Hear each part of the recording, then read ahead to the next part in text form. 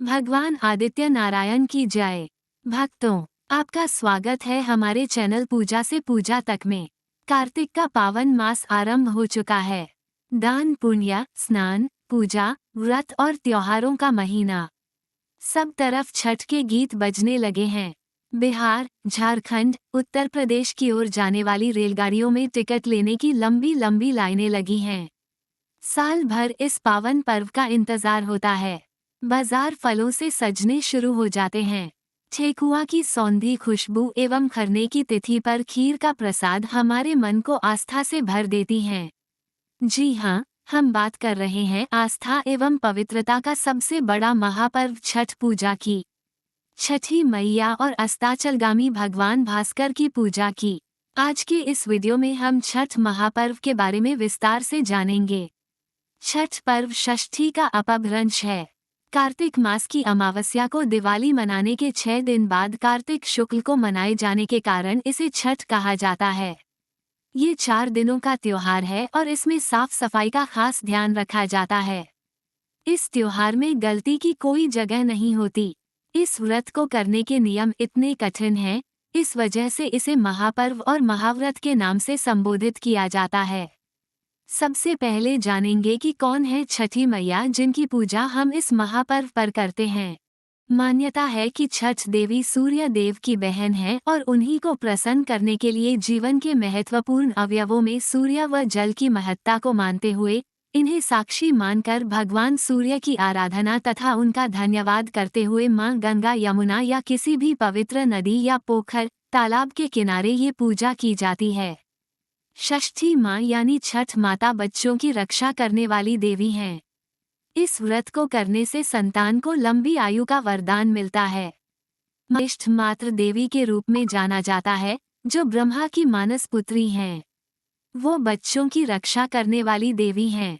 कार्तिक मास के शुक्ल पक्ष की षष्ठी को इन्हीं देवी की पूजा की जाती है। शिशु के जन्म के 6 दिनों बाद इन्हीं देवी की पूजा की जाती है।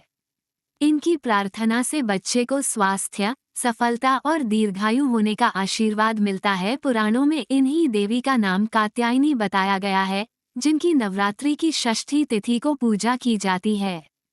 छठ पूजा सभी व्रतों में सौभाग्यशाली और शुभता का कारक माना जाता है। इस दिन छठी मैया के साथ साथ सूर्यदेव की पूजा अर्चना करने का विधान है। छठ पूजा का व्रत बेहद कठिन होता है। यह व्रत निर्जला रखी जाती है। इस पर्व का आरंभ नहाय खाय के साथ होता है और सूर्यदेव को सुबह अर्घ्य देने के साथ समाप्त होता है।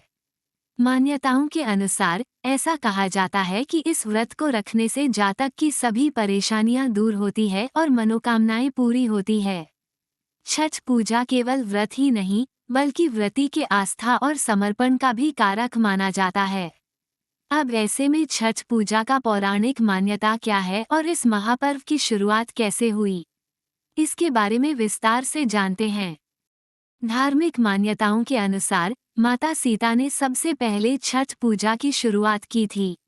माता सीता ने छठ पूजा सबसे पहले मुंगेर में गंगा तट पर संपन्न किया था, जिसके बाद महापर्व छठ पूजा की शुरुआत हुई। ये पर्व विशेष रूप से बिहार में मनाई जाती है, साथ ही अब सभी राज्यों में मनाई जा रही है। मुंगेर में छठ पूजा का विशेष महत्व है। ऐसा कहा जाता है कि जब भगवान राम और माता सीता वनवास पर थे, तभी माता सीता ने मुंगेर में इस महापर्व को संपन्न किया था। आपको बता दें, आज भी माता सीता के चरण इस स्थान पर मौजूद हैं। वाल्मीकि और आनंद रामायण के अनुसार मुंगेर में माता सीता ने 6 दिन तक छठ पूजा की थी। आपको बता दें, प्रभु श्री राम जब 14 साल के वनवास के बाद अयोध्या लौटे थे, तो रावण वध के पाप से मुक्ति के लिए ऋषि मुनि के कहने पर राजसूय यज्ञ करने का फैसला लिया गया।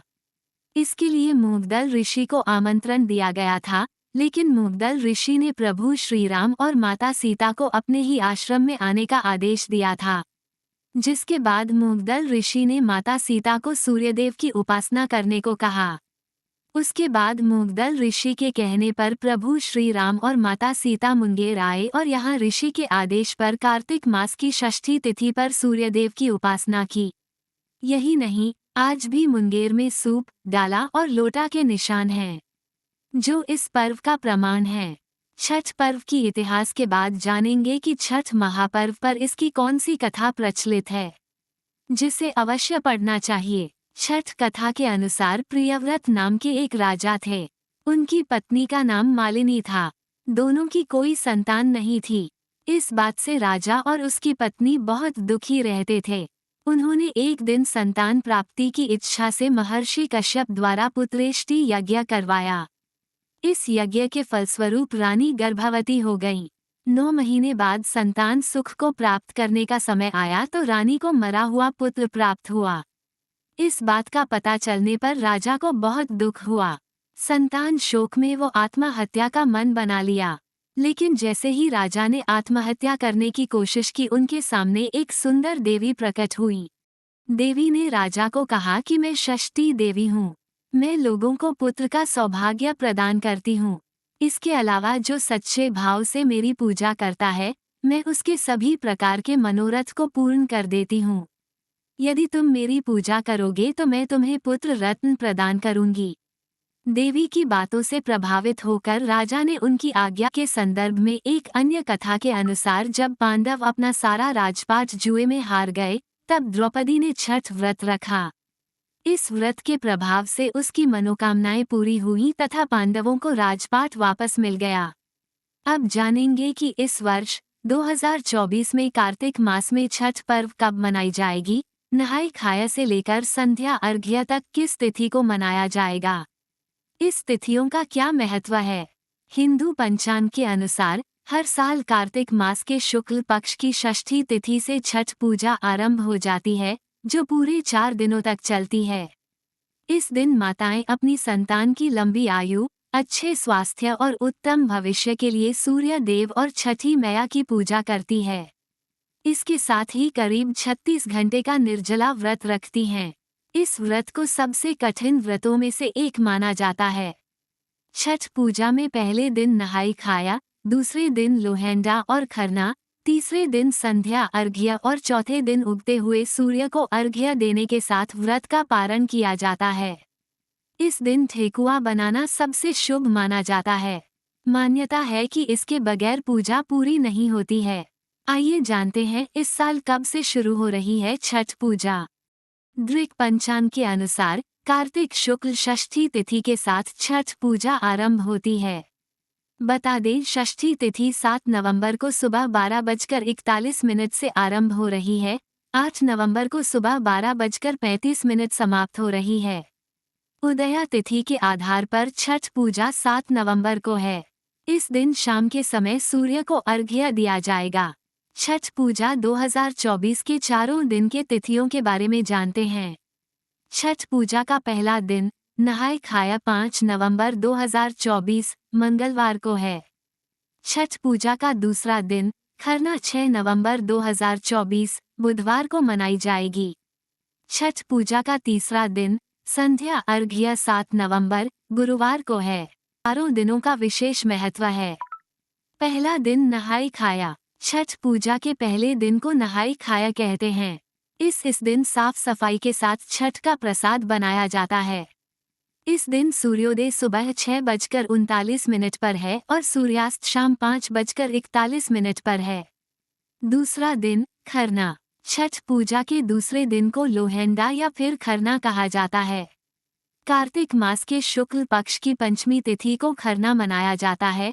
इस दिन माताएं दिन भर व्रत रखती हैं और पूजा के बाद गुड़ की खीर खाकर 36 घंटे का निर्जला व्रत आरंभ कर देती है। इस दिन मिट्टी के चूल्हे में आम की लकड़ी से आग जलाकर चावल, दूध और गुड़ की खीर बनती है। तीसरा दिन छठ पूजा का संध्या अर्घ्य। छठ पूजा के तीसरे दिन शाम के समय नदी या फिर तालाब में जाकर अस्त हो रहे सूर्यदेव को अर्घ्य दिया जाता है। इसके साथ ही बांस के सूप में फल, गन्ना, चावल के लड्डू, ठेकुआ सहित अन्य सामग्री रखकर नदी, सरोवर के अंदर खड़े होकर पूजा की जाती है। इस दिन सूर्यास्त शाम 5:29 पर है। चौथा दिन उषा अर्घ्य। छठ पूजा के चौथे दिन उगते हुए सूर्य को अर्घ्य दिया जाता है। इस दिन सूर्योदय सुबह 6:37 पर है। इस दिन व्रती अपने व्रत का पारण कर देती हैं। इसके साथ ही अपनी संतान की लंबी उम्र की कामना करती हैं।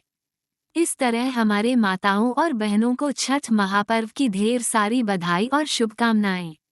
छठी माता और भगवान सूर्य नारायण की कृपा आप सभी पर बनी रहे। अगर आपको ये वीडियो पसंद आया हो तो आप इस चैनल को अभी सब्सक्राइब करें और अपने लोगों को शेयर भी करें। आपके समय के लिए बहुत बहुत धन्यवाद।